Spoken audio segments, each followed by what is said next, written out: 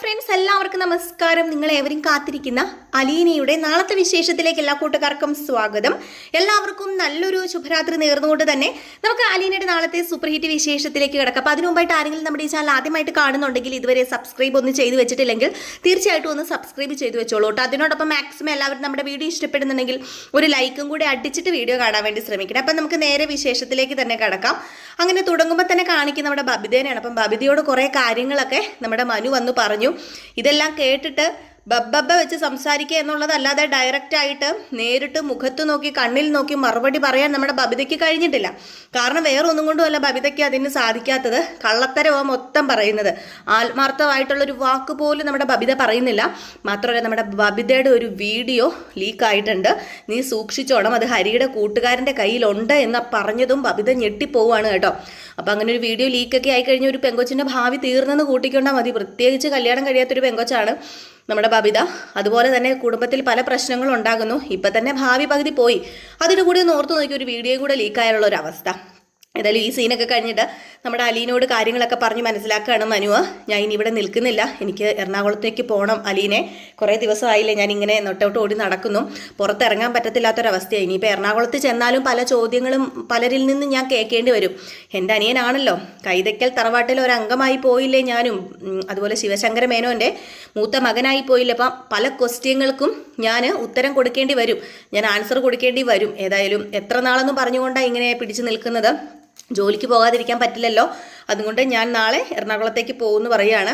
എന്നിട്ട് അലീനയെ പറഞ്ഞ് ആശ്വസിപ്പിക്കുന്നുണ്ട്. ബബിതയോട് കാര്യങ്ങളൊക്കെ പറഞ്ഞിട്ടുണ്ട്. ഏതായാലും ബബിത അടങ്ങാനുള്ളതാണെങ്കിൽ ബബിത അടങ്ങും. കാരണം മാക്സിമം എല്ലാ കാര്യവും ഞാൻ പറഞ്ഞിട്ടുണ്ടെന്ന് പറഞ്ഞപ്പോഴത്തേക്ക് എൻ്റെ കാര്യം പറഞ്ഞോ, അല്ല ഞാൻ ആരാണെന്ന് പറഞ്ഞോ. നീ ആരാണെന്നൊന്നും പറഞ്ഞിട്ടില്ല, പക്ഷേ നീ ആരാണെന്ന് പറയേണ്ട ഒരു സാഹചര്യം വന്നാൽ ചിലപ്പം ബബിതയോടെല്ലാം പറയും. മാത്രമല്ല അവളുടെ അമ്മയുടെ കയ്യിലിരിപ്പ് അത്രയ്ക്ക് ശരിയുമല്ല. അവളുടെ ബബിതയുടെ ഭാവി അത് അവളുടെ കയ്യിൽ തന്നെയാണ് ഇരിക്കുന്നത്. നിൻ്റെ അമ്മയുടെ ഭാവി തൊലച്ചത് നിൻ്റെ അമ്മ തന്നെയാണ്. അതുപോലെ നീ നിൻ്റെ ഭാവി തൊലയ്ക്കരുത് എന്നൊക്കെ പറഞ്ഞ് മാക്സിമം പറയാവുന്നതിനപ്പുറം ഞാൻ പറഞ്ഞ് പിടിപ്പിച്ചിട്ടുണ്ട്. അവളെ പറഞ്ഞ് മനസ്സിലാക്കിപ്പിച്ചിട്ടുണ്ട്. ഇനിയിപ്പം ബാക്കി എന്താണെന്ന് വെച്ചിട്ടുണ്ടെങ്കിൽ അവൾ ചെയ്യട്ടെ. പറയാനുള്ളത് മാക്സിമം നമ്മൾ പറഞ്ഞിട്ടുണ്ട്. ഇനിയിപ്പം പറയാന്നുള്ളതല്ലാതെ വേറൊന്നും എന്നെക്കൊണ്ട് പറ്റില്ലല്ലോ. ഏതായാലും നീ ഇവിടുത്തെ കാര്യങ്ങളൊക്കെ നോക്ക്. എപ്പോഴും അച്ഛൻ്റെ, അതായത് അങ്കിളിൻ്റെ മേലൊരു കണ്ണ് വേണം നിനക്ക്. എന്തിനും ഏതിനും നീയാണ് ഇപ്പം ബാലചന്ദ്രൻ അങ്കിളിന് ശക്തിയായിട്ടുള്ളത്. അപ്പോൾ അതുകൊണ്ട് നീ ഒരിക്കലും തകർന്നു പോകുക ബാലചന്ദ്രൻ അങ്കിൾ അറിയരുത്. നീ എപ്പോഴും സ്ട്രോങ് ആയിട്ട് നിൽക്കണം.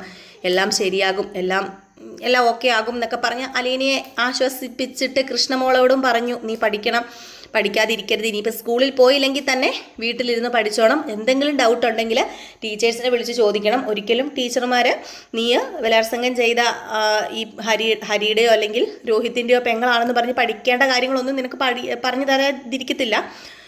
അപ്പോൾ അതുകൊണ്ട് തന്നെ നീ കാര്യങ്ങളൊക്കെ ചോദിച്ച് മനസ്സിലാക്കി പഠിക്കണം. ഇപ്പം വേറെ ഒന്നും തലയെ കയറ്റണ്ട. ഇതൊക്കെ പതുക്കെ അങ്ങ് നീങ്ങി പൊക്കോളും, ഇതൊക്കെ പതുക്കെ അങ്ങ് മാറി പൊക്കോളും. അടുത്ത വാർത്ത വരുമ്പോഴത്തേക്കും അതിൻ്റെ പുറകെ മാധ്യമങ്ങൾ ഓടും, അല്ലെങ്കിൽ മനുഷ്യർ അതിൻ്റെ പുറകെ ഓടും. അപ്പോൾ ഇതൊക്കെ മാറി പൊക്കോളും എന്നൊക്കെ തന്നെയാട്ടോ പറയുന്നത്. അങ്ങനെ മനു എല്ലാവരെയും ഉപദേശിച്ചും എല്ലാവരെയും സമാധാന വാക്കുകൾ പറഞ്ഞുകൊണ്ട് എല്ലാവരും ആശ്വസിപ്പിച്ചിട്ടൊക്കെ നമ്മുടെ മനു അങ്ങ് പോകുകട്ടോ ചെയ്യുന്നത്. ഇതേ ഒരു സമയം പിന്നെ കാണിക്കുന്ന സീൻ എന്ന് പറഞ്ഞിട്ടുണ്ടെങ്കിൽ നമ്മുടെ അലീന അറിയുകയാണ് ശരണ്യ ഹോസ്പിറ്റലിൽ നിന്ന് വീട്ടിലെത്തിയത്. ഈ പത്രമാധ്യമങ്ങളിലൂടെയൊക്കെ തന്നെയാണ് പറയുന്നത്. വേറെ പ്രശ്നങ്ങളൊന്നുമില്ല, കുഴപ്പമില്ലാതെ നമ്മുടെ അതിജീവ വീട്ടിലെത്തിയെന്ന് പറഞ്ഞുകൊണ്ട് പേരൊന്നും കൊടുക്കാതെ തന്നെയാണ് പത്രമാധ്യമങ്ങളിലൂടെയും സോഷ്യൽ മീഡിയകളിലൂടെയൊക്കെ അലീന അറിയുന്നത്. അപ്പോൾ അലീന നമ്മുടെ ബാലചന്ദ്രൻ്റെ അടുത്തേക്ക് ചെന്നിട്ട് പറഞ്ഞു, അത് പിന്നെ അച്ഛാ എനിക്ക് ഒരിടം വരെ പോകാനുണ്ടെന്ന് പറഞ്ഞപ്പോൾ എവിടെ പോകുന്ന കാര്യം നീ പറയുന്നതെന്ന് ചോദിച്ചപ്പോഴത്തേക്ക് ഈ അവസ്ഥയിൽ എന്തിനാ മോളെ നീ അവിടെ ഇവിടെയൊക്കെ പോകാൻ നിൽക്കുന്നത്. അത് പിന്നെ എനിക്ക് പോകാതിരിക്കാൻ പറ്റത്തില്ല അച്ഛാ, പോയേ പറ്റത്തുള്ളൂ, വേറെ എവിടെയും അല്ല.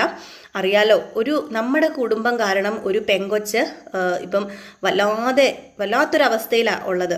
നമ്മൾ കാരണം അതിൻ്റെ ജീവിതവും ഭാവിയും ഒക്കെ നമ്മുടെ ഈ ഒരു കുടുംബം കാരണം ഇല്ലാതായി ഇരിക്കുകയാണ്. അതിൻ്റെ അച്ഛൻ, അമ്മ, സഹോദരൻ, അങ്ങനെ എല്ലാവരും ആകെ തകർന്നിരിക്കുന്ന ഒരവസ്ഥയിലാണ്. എന്തെങ്കിലും ആശ്വാസവാക്കുകൾ ചിലപ്പോൾ നമുക്ക് പകർന്നു കൊടുക്കാൻ കഴിയുമെങ്കിൽ, എന്തെങ്കിലും വാഗ്ദാനങ്ങൾ പോട്ടെ, നമുക്ക് എന്തെങ്കിലും പകരം ചെയ്യാൻ പറ്റുമെങ്കിൽ.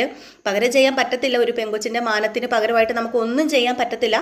പക്ഷേ എന്തെങ്കിലും നമ്മളെ കൊണ്ട് സാധിക്കുമെങ്കിൽ, വാക്കുകൾ കൊണ്ടൊരു ആശ്വാസം പകർന്നു കൊടുക്കാൻ പറ്റുമെങ്കിൽ എനിക്ക് ആ പെങ്കൊച്ചിനെ കണ്ടേ പറ്റൂ. എനിക്ക് കാണണം. എനിക്ക് കണ്ടില്ലെങ്കിൽ ഒരാശ്വാസം വരില്ല. അതിപ്പം നീ ആരെ ഈ കാണാൻ പോകുന്നതെന്ന് നിനക്കറിയാമോ അലീന? നീ ഒരു കാര്യം ഓർക്കണം, അവൾ ഇപ്പം എന്തൊക്കെ പറഞ്ഞാലും ഇപ്പം നമ്മുടെ ആ ഒരു സ്റ്റാൻഡ് വെച്ച് നോക്കുമ്പം നമ്മുടെ എതിർഭാഗത്ത് നിൽക്കുന്നതാണ് ആ പെങ്കൊച്ച്. അപ്പോൾ അവളെ നീ സപ്പോർട്ട് ചെയ്യാൻ പോവാന്ന് പറഞ്ഞിട്ടുണ്ടെങ്കിൽ ഈ കുടുംബത്തെ അപമാനിക്കുന്നത് പോലെയല്ലേ എന്ന് പറഞ്ഞപ്പം അച്ഛൻ എന്തൊക്കെ പറഞ്ഞാലും ഈ കുടുംബത്തെ അപമാനിക്കുകയാണെന്നോ, ഈ കുടുംബത്തിന് എനിക്ക് ഈ കുടുംബത്തിനോട് സ്നേഹമില്ലെന്നോ എന്തൊക്കെ പറഞ്ഞാലും ഒരിക്കലും തെറ്റിന് കൂട്ട് നിൽക്കുന്നവളല്ല ഈ അലീന. അതെൻ്റെ ബ്രിജിത്താമ്മ അങ്ങനെ ഞങ്ങളെ പഠിപ്പിച്ചിട്ടില്ല. അതിപ്പോൾ തെറ്റ് ചെയ്തത് ആരാണെങ്കിലും, നമ്മുടെ അപ്പനാണെങ്കിലും അമ്മയാണെങ്കിലും തെറ്റ് ചെയ്തത് ആരാണെങ്കിലും അവർക്ക് ഒരിക്കലും നീതി കിട്ടാൻ പാടില്ല. അപ്പം അതിനു വേണ്ടിയുള്ള പോരാട്ടത്തിൽ തന്നെയായിരിക്കും. ജനങ്ങളാണെങ്കിൽ ജനങ്ങളുടെ ഒപ്പമായിരിക്കും ഞാൻ നിൽക്കുന്നത്, ഈ കുടുംബത്തിനോടൊപ്പം അല്ലായിരിക്കും. ഞാൻ ഇവിടെ നിൽക്കും. അതുപോലെ അച്ഛനെ സ്നേഹിക്കുന്നുണ്ട്, എല്ലാവരെയും സ്നേഹിക്കുന്നുണ്ട്, കരുതുന്നുണ്ട്. പക്ഷേ തെറ്റ് ചെയ്തിട്ടുണ്ടോ അവൻ അനുഭവിച്ചിരിക്കണം, അത് ഉറപ്പായ കാര്യമാണ്. അപ്പം ജനങ്ങൾ ഏത് ഭാഗത്താണോ നിൽക്കുന്നത്, ജനങ്ങൾ ഇപ്പോൾ സപ്പോർട്ട് ചെയ്യുന്നത് വേറെ ആരെയല്ല, നമ്മുടെ ശരണ്യനെയാണ്.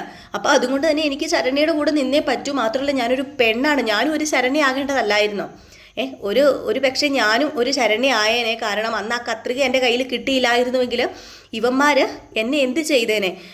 ഒന്ന് ഓർത്തു നോക്കി അച്ഛൻ, സ്വന്തം ആങ്ങളയാൽ ഞാൻ അനുഭവിക്കേണ്ടി വരുന്നത് എന്തായിരുന്നു എന്ന് ഒന്ന് ചിന്തിച്ച് നോക്കിക്കേ.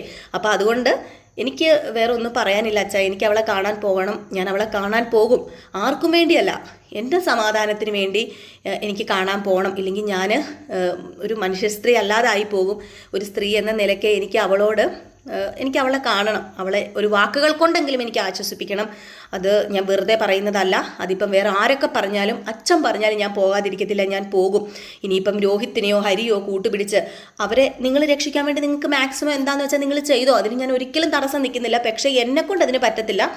ഞാൻ ശരണ്യയുടെ കൂടെ തന്നെ ആയിരിക്കും എന്ന് പറയുന്നുണ്ട് നമ്മുടെ അലീന. ഏതായാലും അലീനയെ ഓരോ വാക്കുകൾ കൊണ്ട് വേദനിപ്പിക്കുന്നുണ്ട് നമ്മുടെ ബാലചന്ദ്രൻ. നീ എന്തിനു പോകണം? നിന്റെ സഹോദരനാണ് ജയിലിൽ കിടക്കുന്നതെന്ന് വിചാരിക്കണം. നീ അവന് വേണ്ടി പോരാടേണ്ട സമയത്ത്.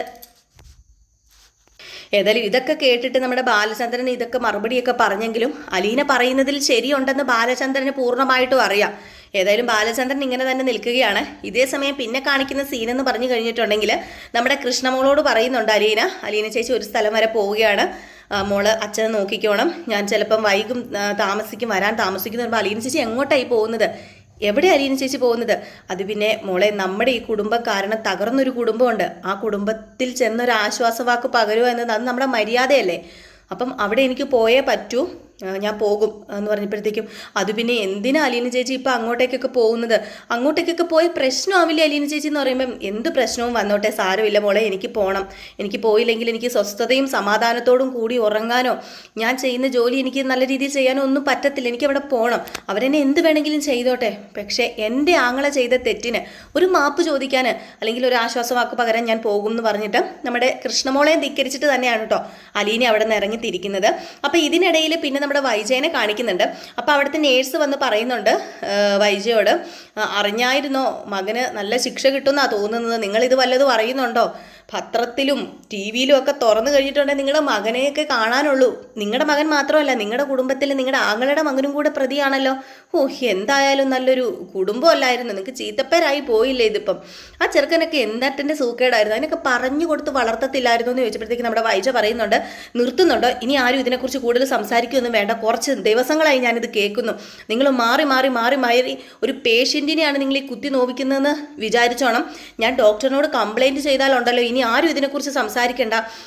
ഓരോ പെണ്ണുങ്ങൾ കാരണം മനുഷ്യന് സമാധാനമില്ല. അവളോട് ആരാ ഇറങ്ങി ചെല്ലാൻ പറഞ്ഞത്? അവൾ എന്തിനാ ഇറങ്ങിപ്പോയത്? അല്ലെങ്കിൽ ഒരുത്തം വിളിക്കുമ്പോഴത്തേക്കും ഇറങ്ങിപ്പോകുന്ന പെണ്ണുങ്ങളെ വേറെയാ പേര് പറയുന്നത്. അതിന് പെണ്ണുങ്ങളെ പറഞ്ഞാൽ മതി, ആണുങ്ങൾ പലരും വിളിക്കാനിരിക്കും. എന്തിനാ അവൾ ഇറങ്ങിപ്പോയതെന്ന് ചോദിച്ചുകൊണ്ട് നമ്മുടെ വൈജു അങ്ങോട്ട് തുടങ്ങിയപ്പോഴത്തേക്ക് ആ നേഴ്സ് പറഞ്ഞു, എൻ്റെ പൊന്നു മേഡം, ഞാൻ ഒന്നും കൊണ്ടും പറഞ്ഞതല്ല. മേഡം ഈ പറയുന്നത് ശരിയാണോ എന്ന് മേഡത്തിന് തോന്നുന്നുണ്ടോ? മേഡത്തിന് പെൺമക്കളുണ്ടോ? ഇവിടെ ഒരു പെങ്കൊച്ച് വരുന്നുണ്ടല്ലോ, അലീന എന്ന് പറയുന്ന പെങ്കൊച്ച്. ആ പെങ്കൊച്ചിനെയും മേഡത്തിൻ്റെ മകൻ പീഡിപ്പിക്കാൻ ശ്രമിച്ചു എന്നൊക്കെ പറഞ്ഞ വാർത്തകൾ വന്നത്. അപ്പോൾ ഒന്ന് ഓർത്തു നോക്കിക്കേ, നിങ്ങൾക്ക് പെൺമക്കളില്ലേ വീട്ടിൽ?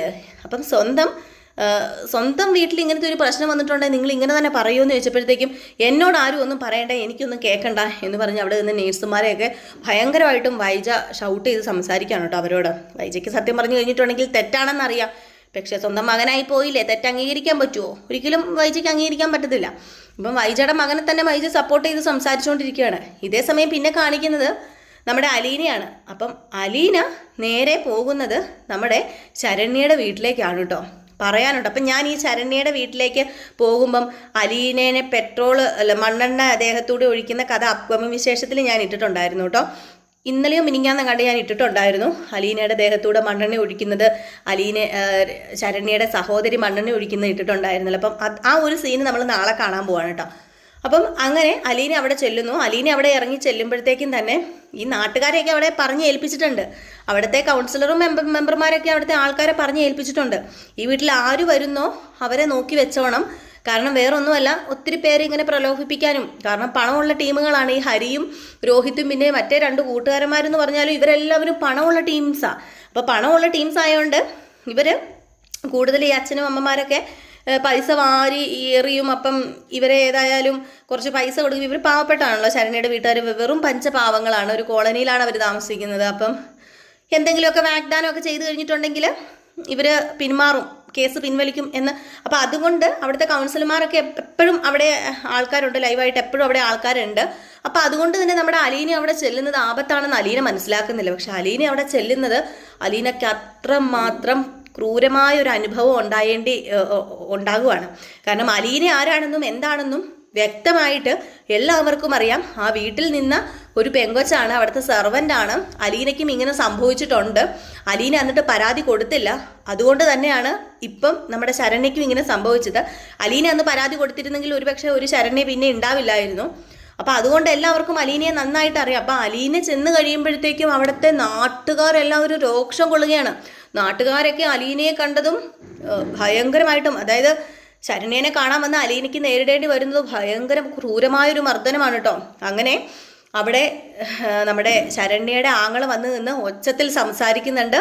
നിനക്ക് എന്ത് ധൈര്യം ഉണ്ടായിട്ടാണ് നീ എൻ്റെ ഈ വീട്ടിൽ കയറിയത്? എൻ്റെ ചേച്ചി കിടക്കുന്നത് കണ്ട്, എൻ്റെ ചേച്ചി അവിടെ കിടപ്പുണ്ട് ഒരു ജീവശവമായിട്ട്, നിൻ്റെയൊക്കെ ആൾക്കാർ ചേർന്നല്ലേടി എൻ്റെ ചേച്ചിനെ ഈ വിധത്തിലാക്കി തന്നിട്ട് നീ എന്തിനാടി ഇങ്ങോട്ട് വന്നത് എന്ന് ചോദിച്ച് ഒരു കുപ്പി പെട്രോൾ, അവിടെ നിന്ന് ആൾക്കാരെല്ലാം വിളിച്ചു പോവുകയാണ് അവളെ കത്തിക്കുക എന്ന് പറഞ്ഞുകൊണ്ട്. അപ്പോൾ ഒരു കുപ്പി പെട്രോള് ഇങ്ങനെ തലവഴി ഇങ്ങനെ ഒഴിക്കുകയാണ് കേട്ടോ. ഏതായാലും ഒഴിക്കുന്നു. അലീനയ്ക്ക് അവിടെ വലിയൊരു പീഡനം നേരിടേണ്ടി വരികയാണ്. അപ്പം നമ്മുടെ അലീനയെ രക്ഷിക്കാൻ വേണ്ടി ഒരാൾ എത്തുന്നുണ്ട്. അപ്പോൾ അതിനെക്കുറിച്ചുള്ള വിശേഷങ്ങളൊക്കെ ഞാൻ പ്രമോയിൽ ഇട്ടിട്ടുണ്ടായിരുന്നു. അപ്പം കണ്ടവർക്ക് അറിയായിരിക്കും. നമ്മുടെ ഷാജി എന്ന് പറയുന്നൊരു ഓട്ടോക്കാരനെ എത്തുന്നുണ്ട് അലീനയെ രക്ഷിക്കാനായിട്ട്. ആ പുള്ളിക്കാരനാണ്. കാരണം നമ്മൾ എന്തെങ്കിലും ഒരു ഉപകാരം ചെയ്തൊരു മനുഷ്യൻ പിന്നെ നമ്മൾ ഏതെങ്കിലും രീതിയിൽ നമുക്ക് ഉപകാരപ്പെടും എന്ന് പറയുന്നത് പോലെ തന്നെ അലീനയെ നന്നായിട്ട് അറിയാവുന്നതാണ് ഷാജിക്ക്. അലീന ആരാണ്, എന്താണ്, ഒരു വീട്ടിൽ ജോലിക്ക് നിൽക്കുന്ന ഒരു പെങ്കൊച്ചാണ്. ഉള്ളതിൽ മുഴുവനും അനാഥാലയങ്ങൾക്ക് വേണ്ടി പണിയെടുത്തിട്ട് മാസം കിട്ടുന്ന വരുമാനം അനാഥാലയങ്ങൾക്ക് മുഴുവനും പങ്കിട്ട് കൊടുത്ത് അങ്ങനെ ജീവിക്കുന്നൊരു പെണ്ണാണെന്ന് നന്നായിട്ട് നമ്മുടെ ഷാജിക്ക് അറിയാം. അതുകൊണ്ട് തന്നെ ഷാജി അവിടെ അലീനയെ രക്ഷിക്കാൻ എത്തുന്നുണ്ട് കേട്ടോ. ഏതായാലും കാത്തിരുന്ന് തന്നെ കാണാം എന്തൊക്കെയാണ് സംഭവിക്കാൻ പോകുന്നതെന്ന്. ഇനിയിപ്പം വരാൻ പോകുന്ന ഓരോ എപ്പിസോഡും വളരെ ത്രില്ലിംഗ് ആയിട്ടുള്ള എപ്പിസോഡുകളാണ്. മിസ് ചെയ്ത് കളയരുത് കേട്ടോ. നമുക്ക് രാവിലെ ഫുൾ വിശേഷം കിട്ടാത്തതിൻ്റെ കുറേ കാണാനുണ്ട്. വ്യൂസ് ഒക്കെ വളരെയധികം കുറവാണ്. രാവിലെ നമുക്ക് ഫുൾ വിശേഷം കിട്ടുന്നില്ല, ഡിലേ ആണ് കേട്ടോ. അപ്പോൾ നമ്മൾ രാവിലെ ചിലപ്പോൾ അപ്കമിങ് വിശേഷങ്ങളൊക്കെയാണ് ഇടാറുള്ളത്. നമ്മൾ റെഗുലറായിട്ട് ചെയ്യാതിരുന്നാൽ നമുക്ക് വ്യൂസൊക്കെ കുറയുന്നത് കൊണ്ട് നമുക്ക് രാവിലെ എന്തായാലും ചെയ്തേ പറ്റൂ. അപ്പോൾ വൈകിട്ട് പ്രമോ ഇടുന്നത് കൊണ്ട് രാവിലെ വീണ്ടും ഒരു പ്രമോ വിശേഷം നിങ്ങൾക്ക് താങ്ങില്ല. കാരണം വീണ്ടും അത് റിപ്പീറ്റ് ചെയ്ത് കേൾക്കേണ്ടി വരും. അപ്പോൾ അതുകൊണ്ടാണ് ഞാൻ അപ്കമിങ് വിശേഷമായിട്ട് ഇടുന്നത് കേട്ടോ. അപ്പം നിങ്ങൾ കാത്തിരിക്കുക അടുത്ത വിശേഷത്തിനായിട്ട്. പിന്നെ നമ്മുടെ രേവതിയുടെയും സച്ചിയുടെയും കഥയും രേവതിയുടെയും സച്ചിയുടെയും പ്രമോ വിശേഷവും നമ്മൾ ചെയ്യുന്നുണ്ട്. നമ്മൾ രേവതിയുടെയും സച്ചിയുടെയും പ്രമോ വിശേഷം ഒരു 9:30 കൂടി ഇന്ന് നമ്മൾ ഇടുന്നതായിരിക്കുമേ. അതുപോലെ തന്നെ കാറ്റത്തെ കിളിക്കൂടി ഇടുന്നുണ്ട്. അത് റിയൽ സ്റ്റോറിക്കകത്താണ്, റിയൽ സ്റ്റോറി ന്യൂവിനകത്താണ്. പിന്നെ പത്രമാറ്റം ചെയ്യുന്നുണ്ട്. ഇപ്പം നമ്മൾ അതും രാവിലെ നമ്മളിന്ന് ഫുൾ വിശേഷം ചെയ്യുന്നുണ്ട്. പിന്നെ ഇപ്പോൾ പത്രമാറ്റൻ്റെ പ്രമോ വിശേഷം ചെയ്യണമെങ്കിൽ നിങ്ങളൊന്ന് പറഞ്ഞാൽ മതി കേട്ടോ. കമൻറ്റിൽ എല്ലാവരും ഒന്ന് പറഞ്ഞേക്കണേ. അപ്പോൾ എല്ലാവർക്കും വീണ്ടും നല്ലൊരു ശുഭരാത്രി നേർന്നുകൊണ്ട് നിർത്തുകയാണ്. ലൈക്ക് അടിക്കാൻ മറക്കരുത്. Tata, bye bye.